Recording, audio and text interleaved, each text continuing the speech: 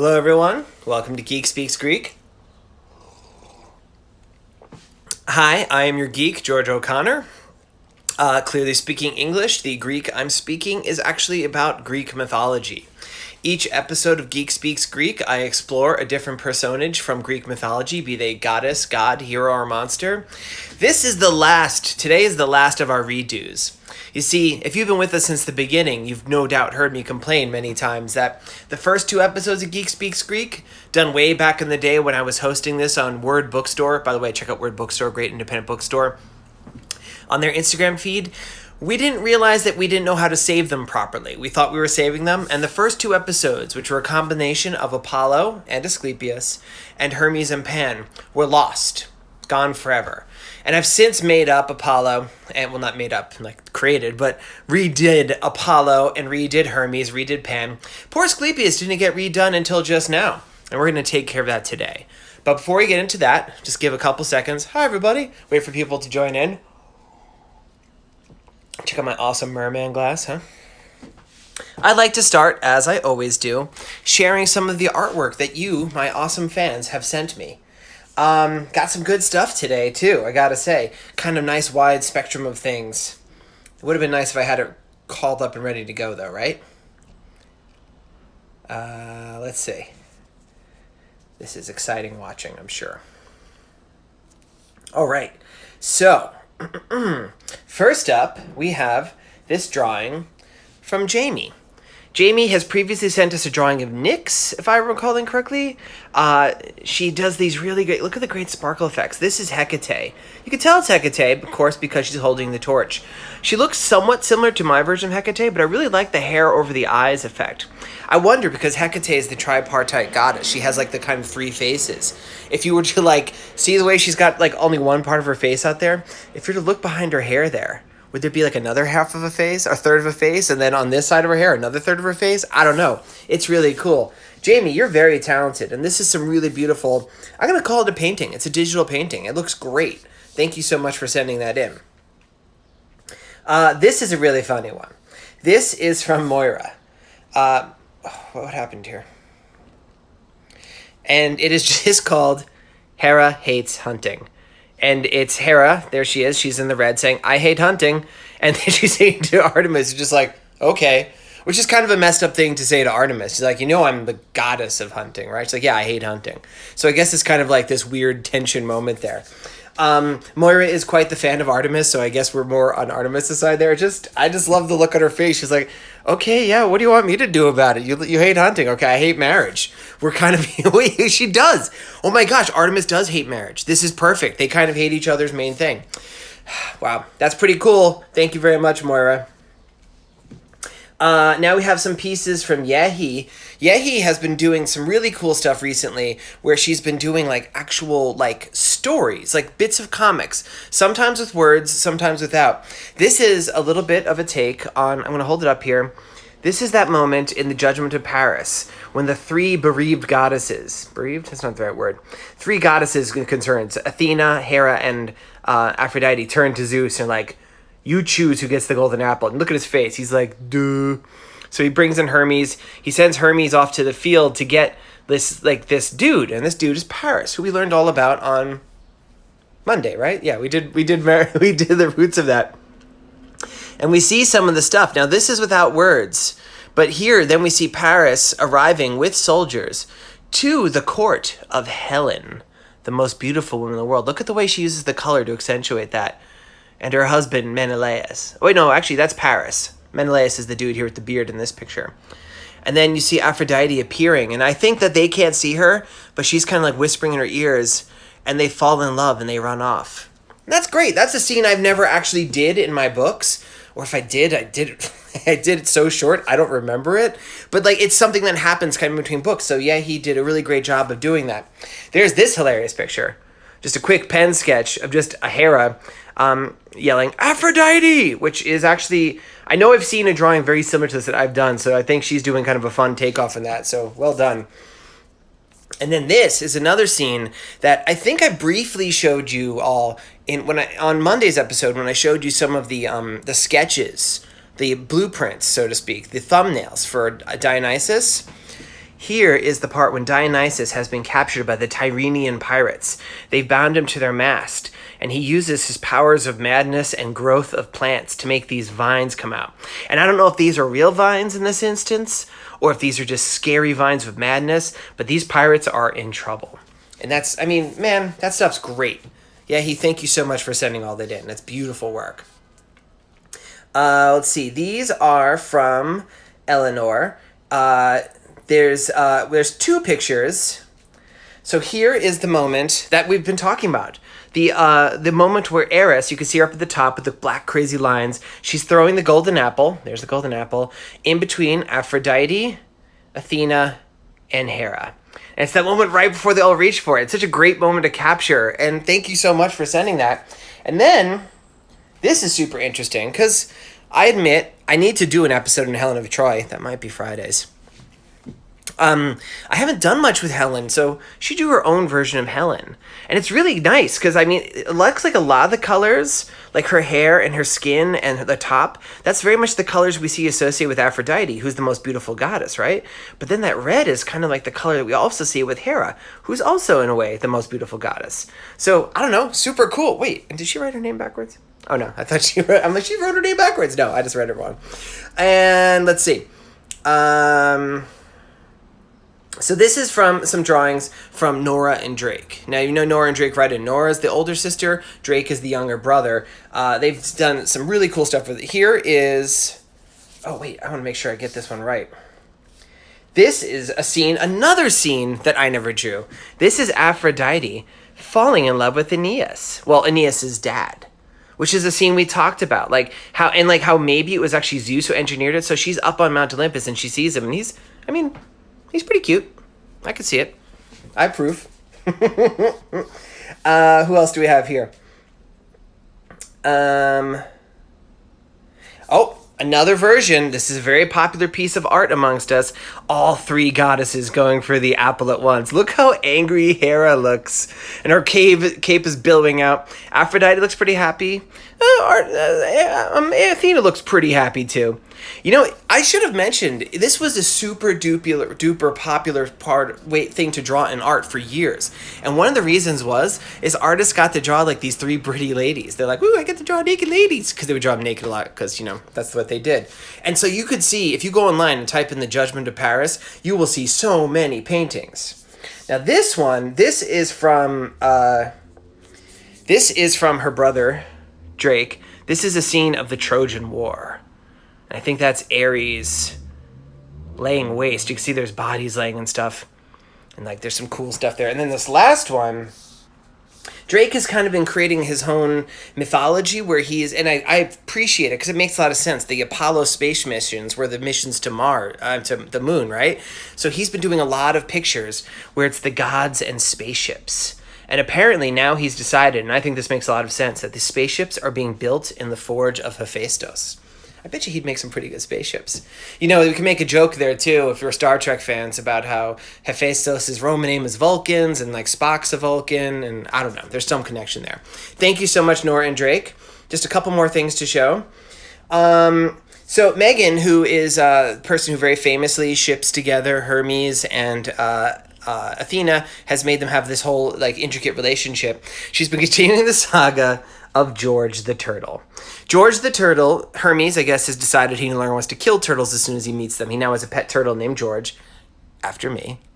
And this is a story about George being kind of watched over by Athena. Because we've previously established that some people aren't necessarily good watchers of George. Dionysus, we're looking at you. Ares, you're kind of George food. George is digging in the dirt, making a mess. He gets called over. Look how cute he is. He's like a little dog. I mean, not that turtles aren't cute, but like this guy, he's very rambunctious. And then she picks him up, and she's like, oh, you're so cute. She gives him a little bath, and her little owl's looking on. Are we officially going to call her name Bubo? Because I know we talked about that the other day. Because in, like, Clash of the Titans, it's Bubo. Bubo means owl, so it's like kind of naming your dog, but it sounds cute, right? And then we see the return of the little snack fridge that she has. We know it's full of dead mice and that she gives to both her cape and her owl. But in this instance, it's also full of vegetables for George. and then she feeds it. It's super cute. And even the owl's like, oh, he's so cute. And then the owl like totally eats a frozen mouse. And then, continuing the saga, we did see how when Ares met the turtle for the first time, George, that he got bit. And there's this really cute comic she sent me. Look how expressive Ares' face is. Ares, the bloodthirsty god of war who revels in combat, is looking decidedly freaked out as he's looking at this little tiny turtle.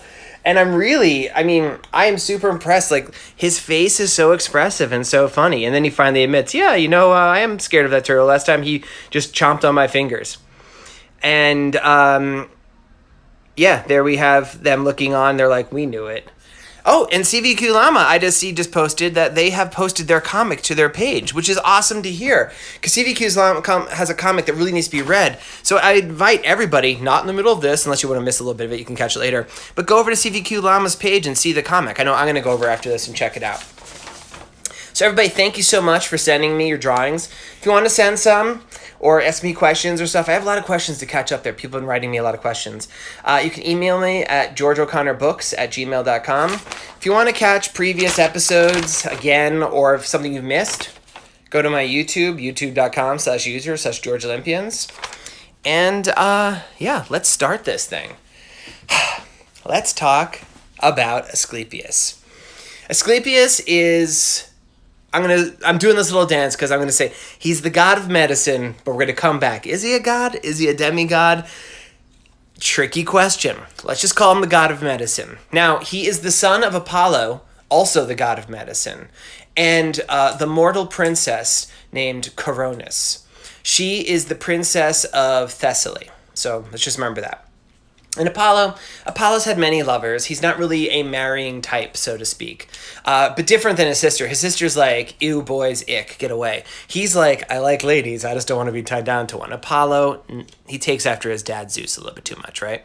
So he sees this beautiful Thessalonian princess, Coronis, and he as much as Apollo can, I'm going to try not to make this an episode where we dump on Apollo, because Apollo takes a lot of hits on Geek Speaks Greek. And I love Apollo. He's actually one of my favorite characters to write.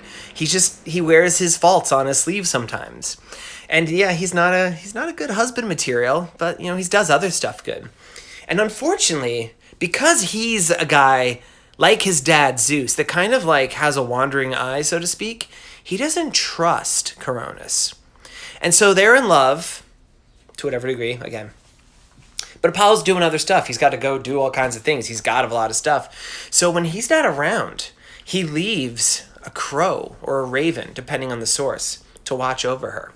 At this point in history, ravens are stark white. They're not the black bird we know yet. It's like this kind of like, think of almost like an albino or something. And this bird watches over Coronis. And Coronis, as happens to many people who are lovers of the gods, finds herself being kind of ignored. Apollo comes by less and less, and she's feeling like there's got to be more to life than this. And she's kind of staring out the window one day, and she sees this guy, Ischys. Now, I want to address something I did as a mistake. When I did the Apollo book and I showed this, I showed Ischys walking next to the sea because I assumed his name was Ichthys, which means fish. But it's Ischys, and I don't think it means fish. It might, but I made him a fisherman. Maybe this is a mistake. I'm airing this out because when I make mistakes, I like to be open about it. I've read that his name maybe means strength. Anyway, he's a guy, just a normal guy. But as a result, he's kind of not like, a super creeper. And she sees him, and she's like all alone and isolated, and she and Ischys fall in love. And that crow that's been sent to watch over by Apollo, he flies to tell Apollo. Now, Apollo definitely could have been paying her more attention, but he's just Apollo. We know how Apollo is. And the thing about Apollo, as much of a jerk as we think he is often, and sometimes he is, he's a jerk because he's super sensitive. And this crushes him. He's like, oh my gosh, she doesn't love me. She loves this dude. And unfortunately, he does something terrible. He actually goes to his sister Artemis, and he's like, I need you to kill Coronis. And in his mind, this is like, first off, killing people because they don't love you anymore is completely unacceptable. Let's just agree with this, right? It just happens sometimes. It hurts. It could hurt more than anything in the world, but that doesn't give you the right to kill someone. But Apollo is a god. They don't always do. They have unlimited power. And in his mind, he thinks he's being kind because we know his sister Artemis, her arrows, they kill painlessly. If you're hit by an arrow of Artemis, it's like you just go to sleep and never wake up. Apollo's arrows kind of burn you up with fever. It's a much more powerful affair. And plus, he doesn't have the heart to do it himself. So she's slain, and it's very sad.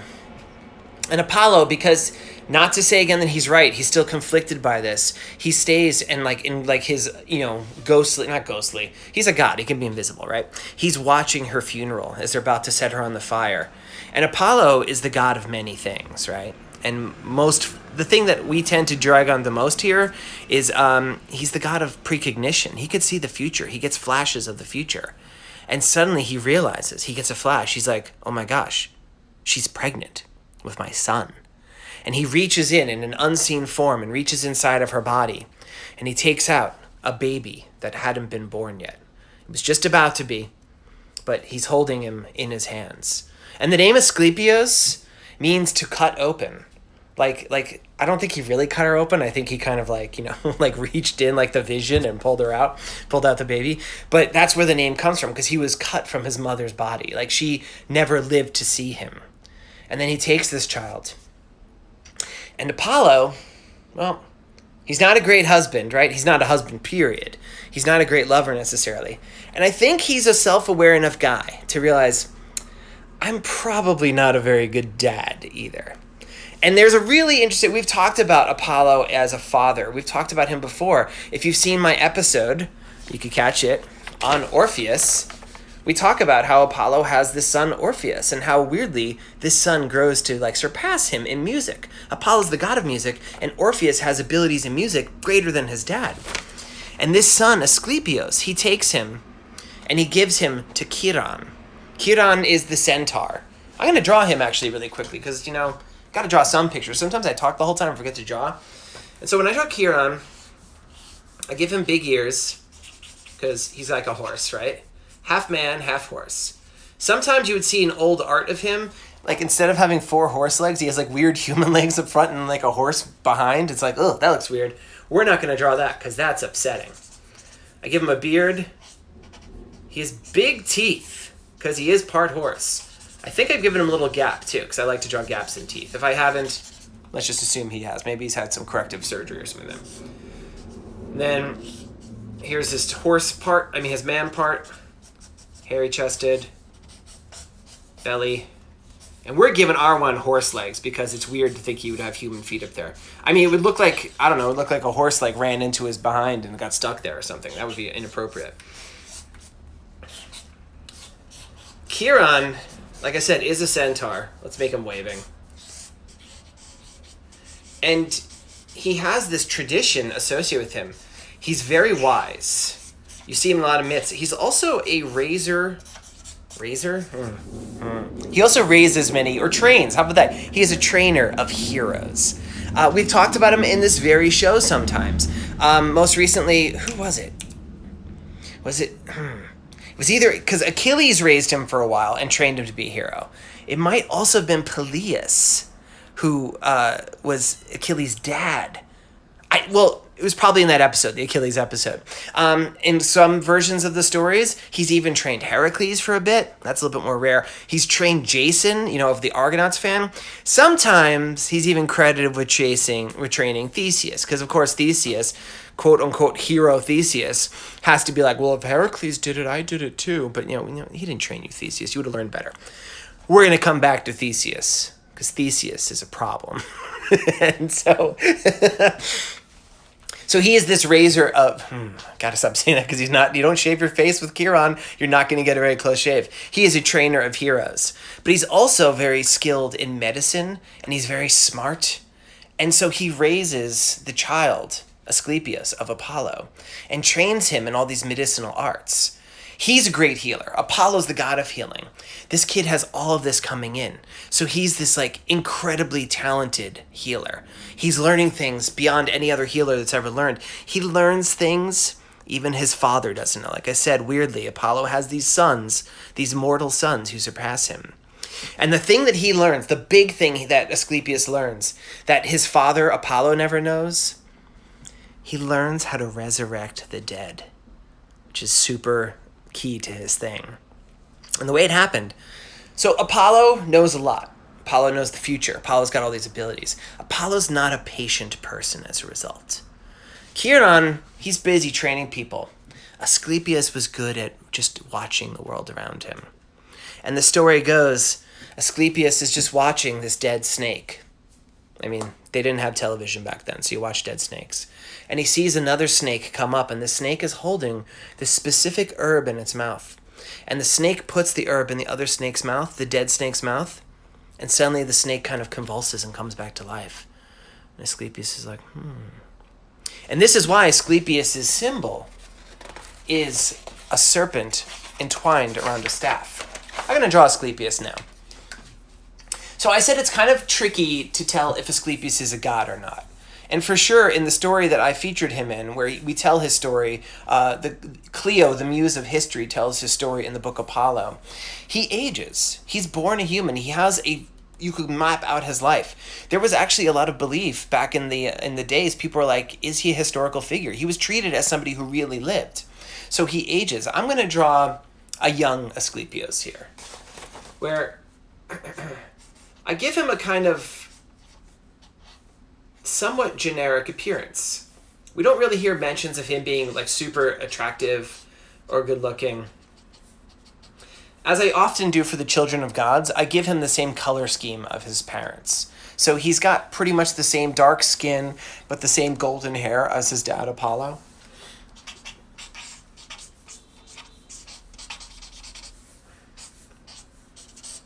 Speaking of colors, I don't think I mentioned this. Remember how I mentioned up front how the crow that went and told on Apollo was white at first? When Apollo learns that he has been betrayed in his mind, he flashes with such a burst of radiance, like anger comes off him, like the sun, because sometimes he is the god of the sun. The crow is burned black, and that's why crows are black to this day. Let's just insert that part in earlier. So Asclepius, I give him just kind of humble clothes, because Chiron, he's like a half-horse guy. He's not going to spend a lot of time making this guy like special robes. And one of the things that makes Asclepius so admirable is like, and maybe that's why Apollo put him with Chiron. Like if he was raised by Apollo, he'd be raised as like a god, and he wouldn't have that touch with the common people. And to be a good healer, to really heal the sick, to understand them, you have to be in touch with the people. So he leads a very simple existence. He has some bags of herbs and stuff. You know, he's a healer. He's always walking through the woods and observing the animals and learning what he can about things that heal different things. Especially with the snakes. We know that's his special symbol. So here is his staff, and he's got the one big snake curled around it. I've mentioned this before. I'll mention it again. I think it's worth mentioning every time. A lot of times, especially here in the United States where I am speaking to you, the rod of Asclepius is still used worldwide as a symbol of doctors and of medicine. But in the United States, more often than not, you don't see the rod of Asclepius. You see the caduceus of Hermes. And it's kind of hilarious. I've joked around about this in many places, including the regular episode. Hermes is the god of thieves, and he even stole Asclepius's place. He's like, yeah, I'll be the healer. And it's really funny. Like, take a look at a picture of an ambulance or an emergency room. A lot of times you'll see a picture of a caduceus. That's a mistake. It's meant to be the rod of Asclepius. The difference, caduceus is a winged staff. It's got wings. It's got two snakes going around it, almost like a helix of DNA. The rod of Asclepius, one stick, one snake. Guess this looks fancier, so people like to use that one, but it's inappropriate. It's not the right one, but we'll get back to that. Now, where was I? So he's learned how to resurrect the dead. Not a thing to take lightly, right? And he goes, and his goal on Earth is to go and make people's lives better, to heal them, to go out and like make all the people who are sick. Because people used to die of things that we wouldn't die of anymore. And he is the first real doctor. He's actually, it's not just people you would used to just be like, they would just pray like, oh, please, Apollo, heal us. And maybe he would. Maybe he wouldn't. But someone like Asclepius came along. He actually started making the first hospitals. They were called Asclepions. And the first doctors were his disciples. They were called the Asclepiadae, or the Asclepiates, if you want to put an S on the end. And this is the thing, and he's training people and going all around the world, and like, well, not all around the world, but like all around the Mediterranean, and they're opening up these places. And this is interesting because this really happens. Whether or not Asclepius was a real guy, these Asclepions and these Asclepiadae, who are thought to have been trained by him, are going out there and they're going to cities and they're learning how to treat people. He has a bunch of children. I think first time I did him, and maybe even the book, I only mentioned a couple because some of their names are a little bit harder to remember than others. But he has mostly, it's all daughters, which is also very interesting. And I think it's maybe the way Apollo is supported by the muses. I think he's supported by his daughters. It's like he made his own version, all these goddesses of healing in different aspects, right? So first there was Iaso, whose name was the Greek word for recovery. She's the goddess of recovering. That makes a lot of sense. Then there's Aigle, whose name meant like radiance, which is an interesting connection with Apollo, right? But I think what it means, like, have you ever heard of when somebody says when somebody's really healthy, they have like a shine to them? Like, I think it means like that sort of health, right? There's Akiso, who meant to heal, but more in like the sense of like if you had a wound, like a cut, right? And then there's two of them whose names are super interesting to me because they still are very much names that we hear and use to this day, okay? There's Panacea, which means cure-all. And to this day, if there is like a drug that is a cure-all, it is called a panacea. It's unluckily, there's not really a true panacea, but she could cure all. And then there was Hygeia, which is where we get the word hygiene from. The idea of cleaning and making sure that you're not spreading germs that way. Ancient Greeks didn't know about germs, so hygeia doesn't mean cleanliness, as you might suspect. It just means good health. But the idea that hygiene promotes good health is all connected to that. But I think it's really fascinating that two of his daughters lend their names in such important ways to this day. So he goes on. His daughters are in charge of different Asclepions. They're all training. He's training other people. This is a revolution happening through the ancient world. And people are starting to live longer, and they're not dying from the things they used to be. And some stories, Hades is kind of like a little bit annoyed. But my take on Hades, dude's patient. He's like, okay, you know what? I have to wait a couple more decades, but I'm immortal. They're all going to be my guests eventually. But then something happens that does get Hades upset. Remember how I mentioned Theseus was also trained by Chiron? Yeah. If you've missed my thoughts on Theseus, go watch my Theseus episode on YouTube. Theseus is a big jerk. He's a bad hero. And after he did all his terrible things that made him a quote-unquote hero, Theseus was the king of Athens. He had a son named Hippolytus by the Amazonian queen Hippolyta. She didn't want to have a son. He's terrible. Everything about him is terrible. I guess he loves his son, though. And Hippolytus is injured and is dying. And Theseus, as the king of Athens, the most powerful city in ancient Greece, sends out, he's like, fetch me, Asclepius. And he brings Asclepius there with his guards, and he's very, in no uncertain terms, he's like, you save my son, or you die. And, it would have been interesting if he just straight up killed him, because, he's the son of Poseidon. Asclepius is the son of Apollo. I guess he probably couldn't go with it, because if you think about it, when Apollo fought against Poseidon in the Trojan War, he just was like, let's not fight because you're going to beat me up. So maybe he just knew that. Maybe it makes sense. Theseus is a bully, right? So he brings Asclepius. And Asclepius at this point is a much older man. This is like young Asclepius. Like, this is like Asclepius is like Obi-Wan Kenobi in the Star Wars prequels. Like, at this point of the story, Asclepius is like Obi-Wan Kenobi in like Star Wars. He's an old man. And he's brought in, and he sees immediately that, like, literally, Hippolytus just died. And he's like, He's like, I'm going to be killed, and I'd rather not die right here. And he thinks back to what he witnessed. He's holding his staff with his snake on it. The snake comes with him. It's like his buddy. And he remembers that herb, and he goes into his belt where he carries that herb for the most rare occasions. He knows how to resurrect the dead. He's not done it yet. But he does it now, and he brings Hippolytus back to life. And Hippolytus who's literally being brought by Hermes to the underworld at this point, to the shores of River Styx. His shade disappears and he comes back to life. So Hermes knows something's up.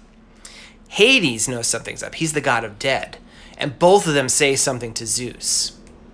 Now go back and watch the Zeus episodes. There was 2 of them.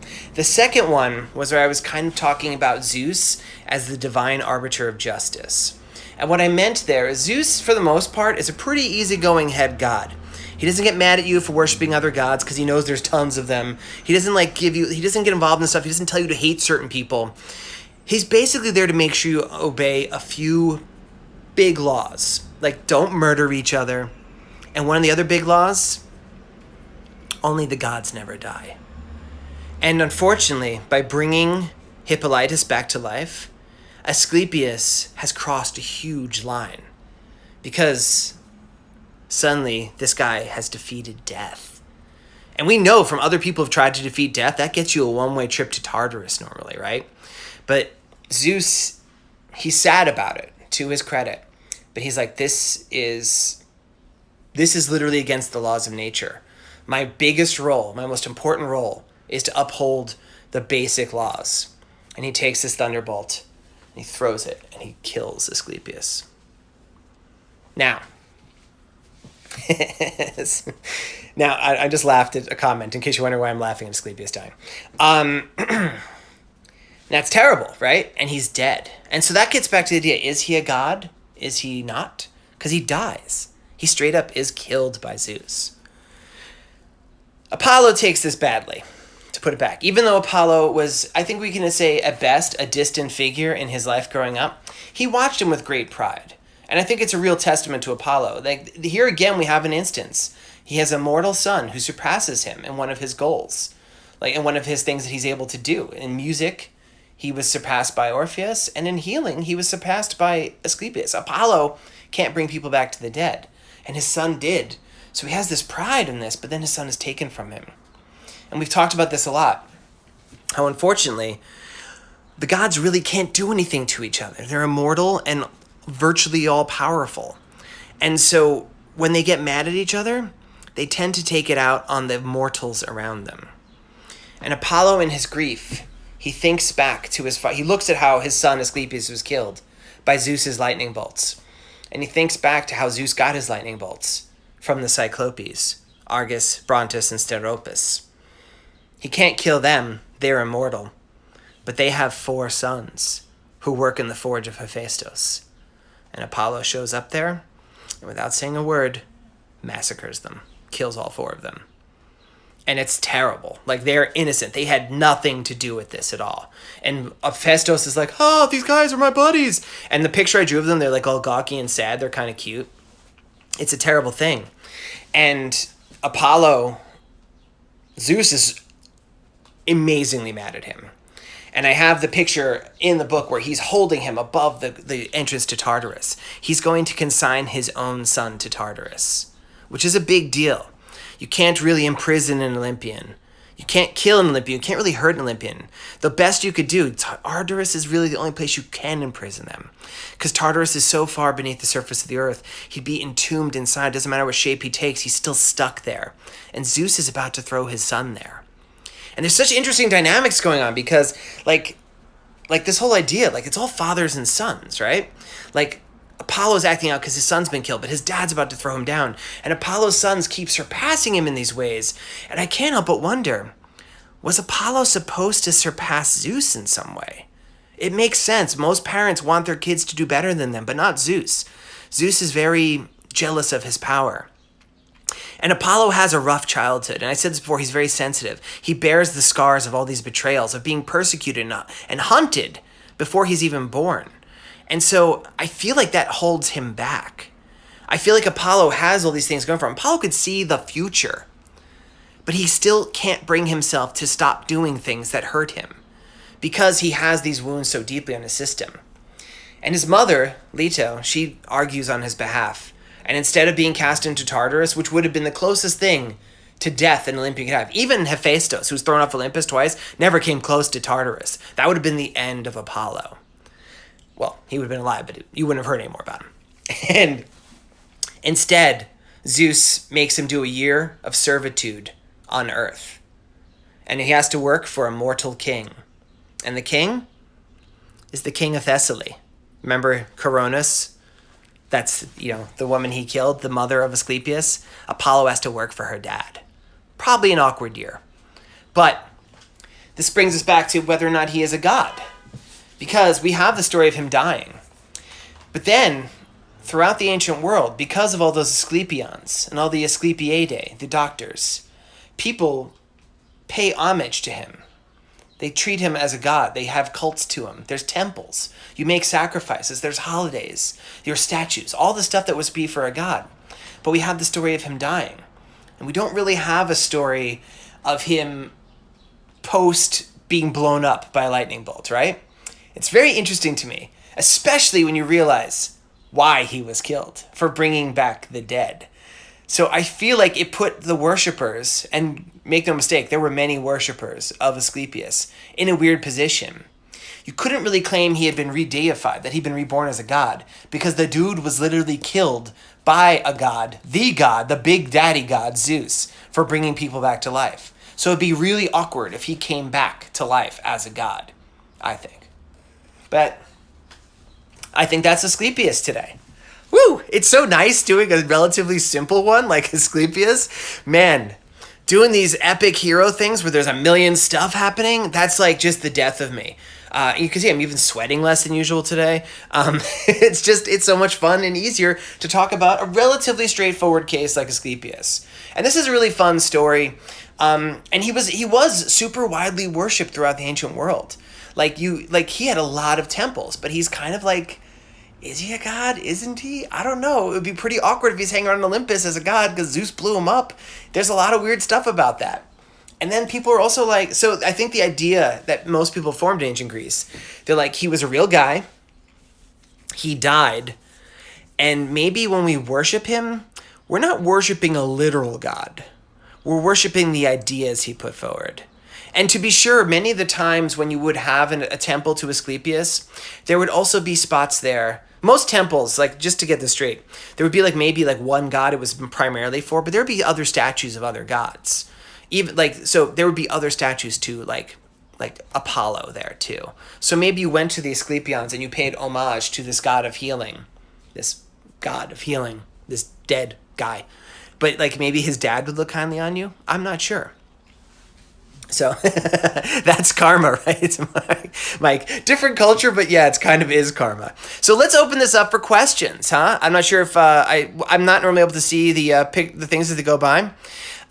Even Leto is saddened by Zeus's decision to throw his son to Tartarus. Yeah, it's totally sad because Leto knows if Zeus does that. I mean, first off, I think Zeus would be really sad.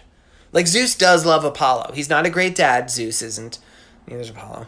But that would have been, it's the closest thing, like I said, to the death like an Olympian can achieve.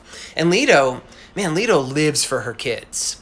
The world begins and ends with Apollo and Artemis for Leto. That's her thing. And if one of her kids was cast, and how would Artemis have felt?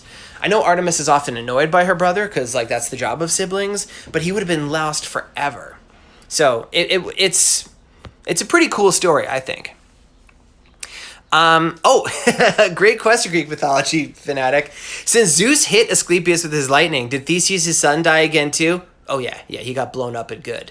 But nobody really cares because, you shouldn't blame a guy for his father. In that version of the story. Some versions of the story, it's Hippolytus dies in other ways. But in the version where it's more of an Asclepius story, he gets blown up in two. You can't have, that would be just too much. To use a strong term, it's an abomination to have him come back to life. And it's just such an affront to the gods. They can't have that. Who else do we have here? Do any of the goddesses play a part in Asclepius? That's from Jonathan. That's a great question. It is kind of a bro-heavy story, isn't it? The goddesses that do play a part, and I think it's really important to remember that, is his daughters. And they are the ones who carry on the Asclepions and the Asclepiadae afterwards. And I think it's very telling that he has a bunch of daughters who were all gifted in the healing arts. No sons. There's no sons there. So we talked about this in Apollo. There's a thing where like Apollo seems to get a lot of strength and support from the very strong women in his life. And you look at Apollo and it's only strong women in his life. The only males who play really a part in his life at all are his dad, who doesn't play much of a part, Zeus, and maybe his weird rivalry with Hermes. But Hermes is more like his bro. He doesn't like... Hermes is way younger. Hermes didn't have anything with his growing up. He's just a dude he hangs around with. But for the most part, Apollo is surrounded by strong women. He's surrounded by Leto, his sister Artemis, both of whom act like mothers to him. And then he has the Muses. And the Muses, you could even see in their relationship, like he's ostensibly the leader of the Muses. But it's like another case of where, like the way he was surpassed in music by Orpheus, or surpassed in healing by Asclepius. The Muses seem to surpass him in their individual spheres of influence. He's just kind of like this general guy. So he like takes strength from the strong women around him. And I feel like Asclepius does too. His daughters give him this extra power, his extra strength. Did Theseus, from Apple Do 7, did Theseus ever get punished for what he did other than his son dying again? That's, there should be a story where he gets, the thing about Theseus is he does monstrous thing after monstrous thing and kind of gets by. And he doesn't get punished for this, but Theseus does eventually reap some punishments. There's the very famous story of when he goes to, you can actually see me talk about it at length in the Theseus episode. He goes to the underworld with his friend to abduct Queen Persephone because his friend has a crush on her. And he's stuck for a year to a bench. And he's stuck there, like he can't get out. And until Heracles comes down and sees him. It's a funny story, I'll tell you really quick. He's like, Theseus, why are you stuck to the bench? He's like, I was trying to steal the queen. And he's like, well, that's really dumb. He's like, yeah, I'm a dumb. But Heracles grabs him and pulls him really hard as he can. He pulls his butt off. His butt stays stuck to the bench. And apparently it's because Athenians had really skinny butts. So they're like, oh, the reason they have skinny butts is because he had his butt pulled off. So he pays for that. He has no butt, or he has very little of a butt, because half of it's on a bench in the underworld. And then finally, he dies kind of, even the people of Athens are finally like, you're just a big jerk with no butt, get out of here. And he's run out of town, and he's killed by this guy, King Lycomedes, just kicks him off a cliff, dies, falls in the water. Even his dad doesn't save him. He's like, go drowned. It's rough. So Theseus eventually pays the price. It goes to show you, if you spend your entire life being the worst person in the world, at the end of your life, you might not have anybody there in your corner. And that's certainly what happened to Theseus. Theseus should have been the one that was punished. I agree. I think because clearly what happened here, that wasn't his choice. I guess, I was thinking of this earlier today, and I don't want to victim blame here, but I feel like Asclepius must have known what was going to happen to him. And he could have so Theseus was like, I'll make sure you really, you want to, maybe it comes down to, maybe Theseus was like, you're going to pay if you don't do this. Zeus blew him up. It was nice and quick. Theseus probably would have tortured him first. It probably would have been a harder death. So he knew he was going to die. And he's like, you know what? This guy's a big jerk. His son doesn't deserve... his son's just here. I'm going to bring him back to life. I'm probably going to die for this, but at least it won't be Theseus who kills me. So maybe that's what happened. Imagine being related to Theseus. Well, there's some stinky things about being related to Theseus, but if you are related to Theseus, say you're Theseus' son, it means Poseidon's your grandpa, so that's probably pretty cool. You're probably really good with horses. You don't have to worry about earthquakes so much. You probably could breathe underwater. You're probably pretty strong. So there's some stuff that's pretty cool about it. I wouldn't want Theseus to be my dad because he'd probably forget about me and accidentally kill me somehow because that's what he does. Let's see. Question from Yehi. Do you choose all the colors before coloring the book? So I think, Yehi, as we know, is a super talented artist. When I am drawing a book, so I shared with you all on Monday, you got to see some of the artwork and how I do black and white artwork. I often do have pretty clear ideas in my head of how it's going to be colored. When I don't think in words per se, I think in pictures, right? Some people think in words, apparently. We talked about this once before, it blew people's mind. I don't think in words ever. I think in pictures. So when I'm thinking of these stories, I actually have images in my head. And what I try to do when I draw them is I try to draw something at least similar to what I picture in my head as I picture these stories. I'm reading them in a book, and the words turn into images for me. So I'll have some ideas. And sometimes the artwork I draw will even be, most of the time, the artwork will be drawn with ideas of how it will be colored. Just a bunch, right now, there's a bunch of pages of Dionysus I'm working on that take place at night. And sometimes I picture the colors being more stark, like almost just black and white. And sometimes I want it to be a really rich looking night where there's like crazy swirly colors in the sky. And I make the artwork different for each one. So there's definitely some ideas I'm keeping in mind of the color, but sometimes I change my mind about that too. I'm also drawing a picture right now that's all firelit, so that's a scene definitely. It's there's a figure in the middle who's giving off light, Hestia, around everybody else, and everyone's lit by her. So I'm drawing that one very much designed by that as too. In some versions, Theseus accidentally killed his son. That is true. There are some versions of the Hippolytus story where Theseus does something where his son is accidentally dragged to death by, oh man, I think it's horses, but it might be an ox. And it's because of something Theseus does. Because Theseus, just to know Theseus is to be bad. Or no, not to be bad, but it's not good luck. Let's see what other questions. Oh, somebody who met me at City Tech in Eli's class a few years back. Oh, hi. Hi. That was a fun time. City Tech is a really great art school here in New York, and I spoke to, I guess you call him Eli, Professor Nuborjan's class. I think that's the same class where maybe I sat on a light table and break it, so that was pretty embarrassing. Nice to see you. Ranka writes, I read that his temple was covered with these snakes. Is it a specific species of snake? Have you heard that? Yes, there were often snakes kept at Asclepions. And snakes, I think nowadays snakes are kind of viewed by most people as oh, it's evil, it's like Satan, and it's bad, and they're poisonous. But in ancient Greece, they were actually associated with health and healing. And there's a lot of stories where they play a part in healing, even beyond Asclepius. So they did keep snakes there, and I'm sure they were a specific type. I didn't look it up what it was. I would assume they were non-venomous because it would seem like a bad idea to have venomous snakes there, but maybe not, because maybe you could use their venom to create toxins. Wait, antitoxins. No, you don't want to create toxins. They already do that. Stuff to help people with snake bites. So maybe it was. I will have to do some research on that, Renka. But yes, they did keep snakes there. Let's see what else we got. Do you think Orpheus and Asclepius ever met? Maybe at Thanksgiving dinner. Definitely not Thanksgiving dinner. That was something... Thanksgiving wasn't really even a big thing until the 1930s. So they wouldn't have been doing that. That's a good question, though. Let me think for a second if there's anything in the myths that kind of date those periods. I definitely have a feeling... It is weird because it's both stories. Orpheus' most famous story is about defeating death, too. He goes down to the underworld to rescue Eurydice, right? But there's something about Orpheus' tale that makes me feel like it would have happened earlier. So I feel that's the problem when your dad's immortal. You could have brothers and sisters who literally died hundreds of years before you were born, and he still looks the same.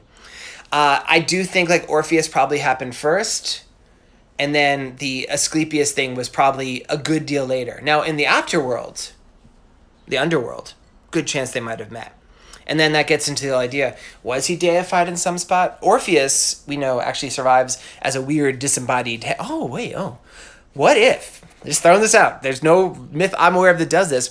We know that Orpheus' head survives as a disembodied oracle for a while. What if he goes and visits his brother's head? He's like, hey, how you doing? He goes, I don't see any body. Athena's owls are the sacred owl. Athena's sacred animals are the owl and the snake. The owl represents wisdom from the air. The snake represents wisdom from the earth. Pretty cool Greek mythology fanatic. She has a few different animals. I've always thought it was really cool, the way the different Greeks gods have different animals. One of Apollo's sacred animal is the crow, for the one that told on Coronis. I don't know. Who would Athena be friends with? Are we asking? That was from Little Serial. Are we asking in general, or out of the Orpheus and Asclepius thing?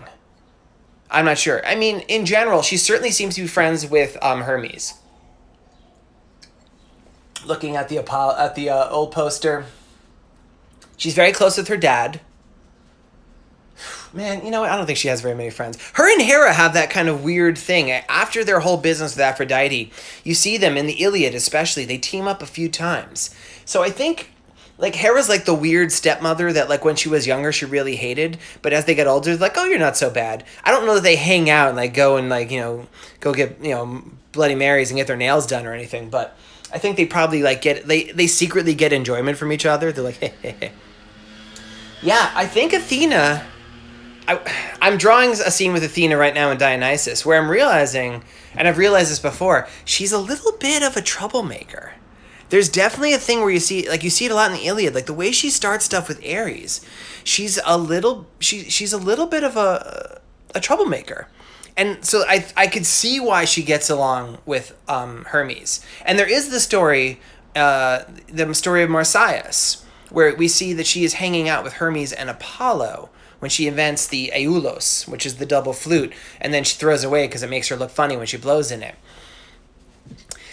I feel like that was probably more Apollo was hanging out with Hermes and she was hanging out with Hermes, and they're both like, It's really funny trying to picture Athena and Apollo hanging out together. They'd be like, I got nothing to talk about. Let's just go stare at the wall. A snake plus a bird is a dragon. Yeah, I guess actually, yeah, it kind of is. So yeah, maybe Athena should just like cut to the chase and be like, you know what, owl, snakes, take the day off. I'm just hanging with my friend, the dragon.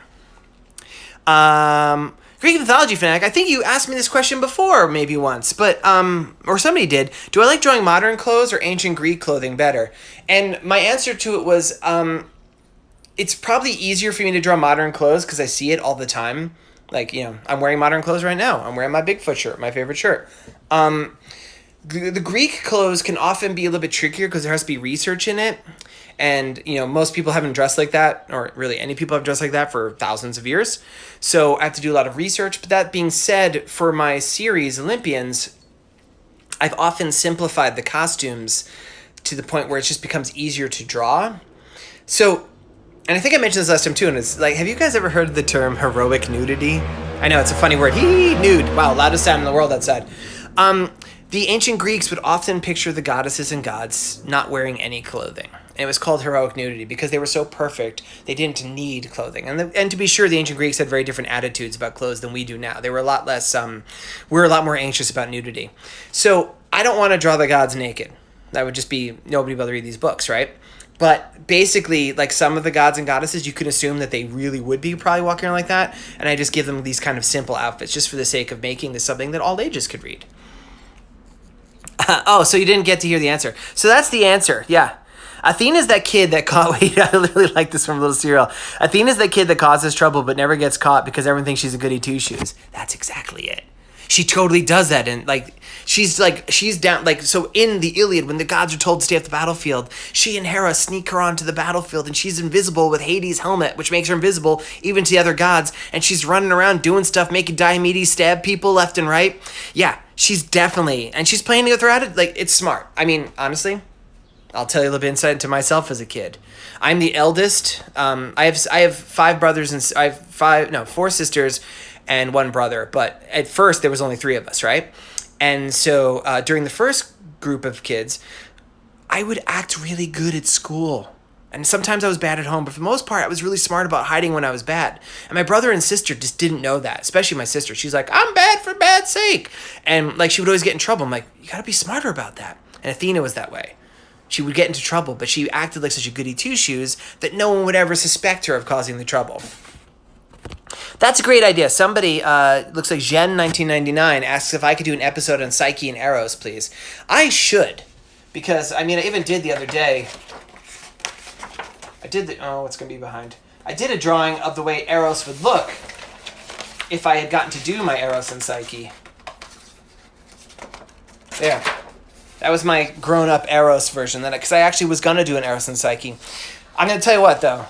I'm not going to do one right away because that's when those ones can be really long. And I'm still recovering from Epic Heroes. So maybe next week I'll do Eros and Psyche, but not on Friday. I'm like, woo, I need another easy episode like Asclepios. Let's see. Goddess of strategy, right? Yeah, that would be Athena. Of course, that's great strategy. You act like that. In your opinion, what would happen if Hera throws Leto into Tartarus? What do you think Apollo and Artemis would do? Wow. That would be interesting. So, it's never really super officially said, like clearly. Nobody ever says this outright.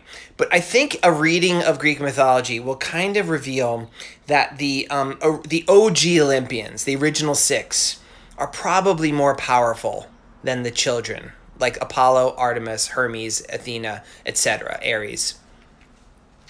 The closest thing we see to that, for instance, I've already mentioned it today, is the part in the Trojan War when Apollo basically has to fight Poseidon. He's like, let's just not do it because you're going to stomp me.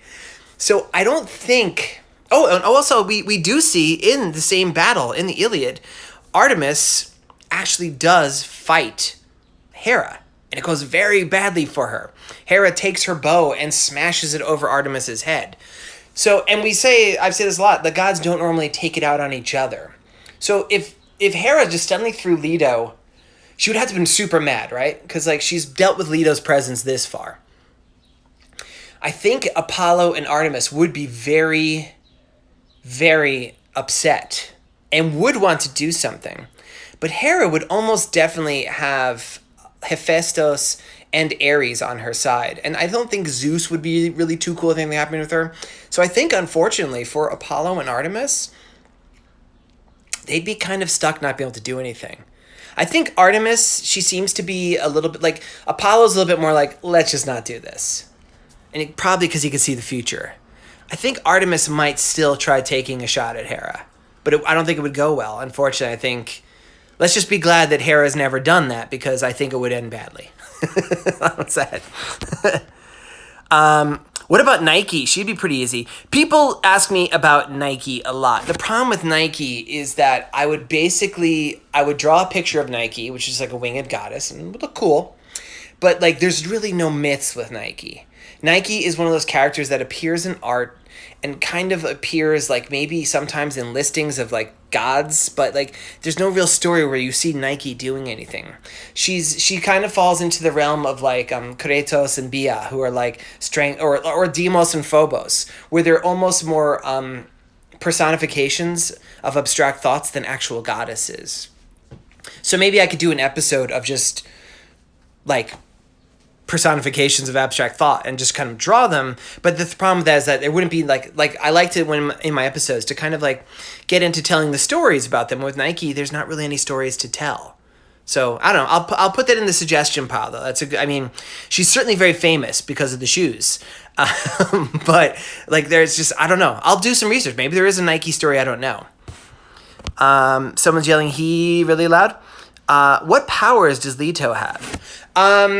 So Leto doesn't really have like too many abilities ascribed to her that we would say is like really Leto specific. She very famously turns into a wolf, so she's a better shape changer than some. She's not an Olympian. She's also a second generation Titan sort of thing, like we've talked about before. So, but she's unlike, say, Metis, who seem to have a hard time changing shape. Leto, it seems, can change shape a bit easier. So she's kind of like an Olympian. I can't really think of any specific abilities. Like she doesn't really have a domain that she seems to be a master of, like speed or light or something like that. I'll that's another one I'm gonna do some research into. See if I can find any mention of her doing something. She's very powerful, it seems. She's able to, like, for instance, hold her child and like walk around, like her 2 children inside of her, and walk around the earth for 2 years while she's overlong pregnant. So, like, yeah, I don't know if she has any specific. She must have something. I'll take a look into that. So, guys, I got the notice that we're almost out. So, I want to thank you all again for watching this latest installment of Geek Speaks Greek. If you have any questions, if you find any cool powers of Leto I didn't think of, please write to me or send me artwork at georgeoconnorbooks@gmail.com. You can catch my old episodes on my YouTube, youtube.com/user, George Olympians, or right here on Instagram. Now they go onto the IGTV. Nice thing about going to YouTube is you see like the entire listing. There's got to be like 40 or 50 videos by now, because I've been doing this since the whole pandemic thing began, which I can't believe we didn't mention once. So we're in the middle of a pandemic and we did the God of Healing. That's why I did him up front originally last time, because this is a time where we really need Asclepios and his dad, because people are sick out there. Thank you guys so much for tuning in, and I will see you all on Friday when I am going to do someone I haven't fully decided yet. All right? Watch this space. I'll tell you who. Thanks a lot, everybody. Bye-bye.